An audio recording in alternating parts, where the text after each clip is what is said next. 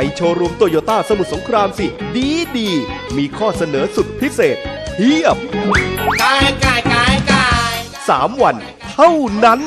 17-19 กรกฎาคมนี้เมื่อจองรถยนต์นั่งโตโยต้าทุกรุ่นรับสิทธิ์ลุ้นเพิ่มบัตรกำนันส่วนลดมูลค่า 50,000 บาทวันละ100รางวัล3 วัน300รางวัล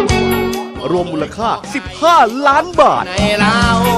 ฟินสุดๆวันเสาร์ที่18 กรกฎาคมนี้บ่ายโมงเป็นต้นไปพบกับจิรากรแบบสุดฟิน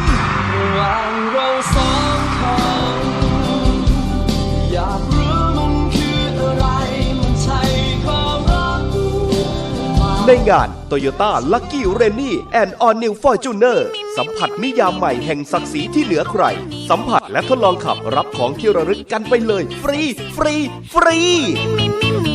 ได้เยอะขนาดนี้ต้องไม่พลาดแวะรับลุ้นเลยที่โชว์รูม Toyota สมุทรสงครามและฟรีรับทันทีร่มสุดลัคกี้เพียงทดลองขับรถยนต์นั่งรุ่นใดก็ได้มาก่อนมีสิทธิ์ก่อนช้าหมดระวังอดฟินในงาน Toyota Lucky Rennie and All New Fortuner 17-19 กรกฎาคมนี้ที่โชว์รูมโตโยต้าสมุทรสงครามมาเลยฝนตกหนักข้อเสนอยิ่งหนักมาก